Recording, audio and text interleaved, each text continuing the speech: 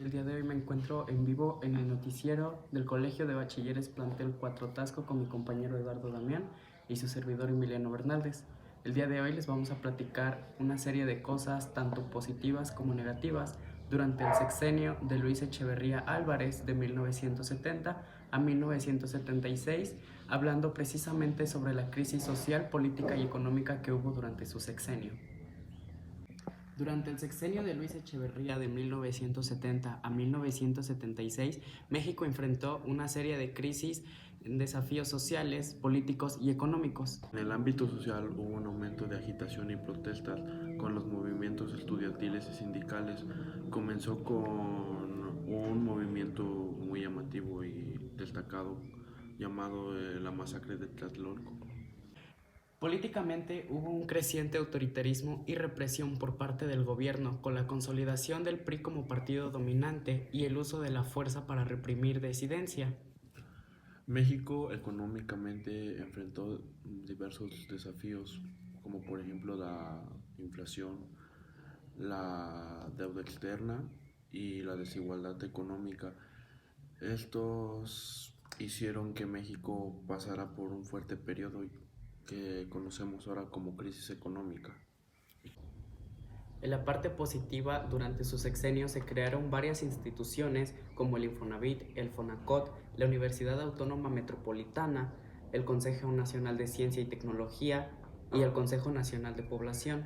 En la parte negativa destaca la elevada inflación, un menor crecimiento económico, elevada la deuda externa y sus conflictos con empresarios extranjeros durante la muerte de Eugenio Garza Sada en 1973.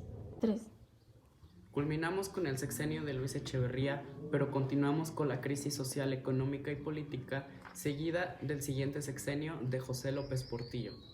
Continuamos con la crisis social, política y económica, analizando el sexenio de José López Portillo, quien fue presidente de 1976 a 1982.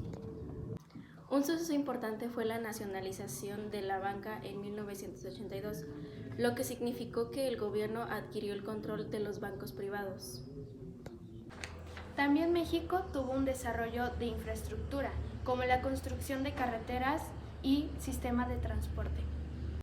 Le dio un gran impulso a la industria petrolera, promoviendo la inversión extranjera para la exportación de petróleo, Pemex.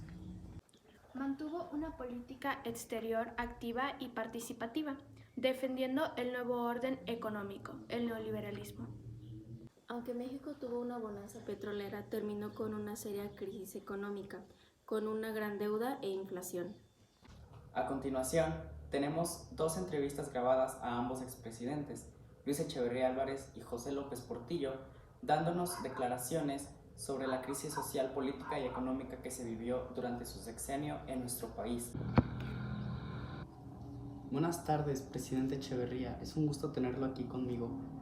Durante su sexenio pasaron algunas cosas, una crisis social, política y económica. ¿Cuáles fueron los principales desafíos económicos? La recesión mundial, el aumento del precio del petróleo y el gasto público fueron los principales factores de la crisis económica.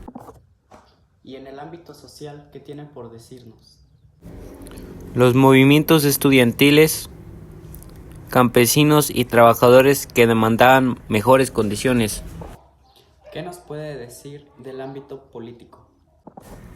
La demanda de mayor participación democrática y la percepción de autoritarismo. Muy bien, presidente. ¿Y usted qué cosas considera que fueron las más importantes durante su sexenio? La expansión de la educación, creación de Infonavit y la inversión en la infraestructura fueron logros importantes. Muchas gracias, señor Echeverría, y esperamos se encuentre bien. Muchas gracias por sus declaraciones y por su tiempo. Nos encontramos ahora con el expresidente José López Portillo, a quien le haremos una serie de preguntas igual sobre la crisis social, política y económica. ¿Qué nos puede decir sobre la crisis económica? Una de las principales factores fue la drástica caída en los precios del petróleo. ¿Cómo afectó esto a la economía en general del pueblo mexicano? La caída de los ingresos petroleros provocó una crisis de deuda. El país había tomado préstamos internacionales cuando estos ingresos no se materializaron. Y para concluir esta entrevista, señor presidente, usted díganos, ¿qué lección cree que podemos aprender de su sexenio? La principal lección es diversificar la economía y no depender tanto de un solo recurso. Es así como concluimos esta entrevista con el expresidente López Portillo. Muchas gracias por su tiempo y por sus palabras.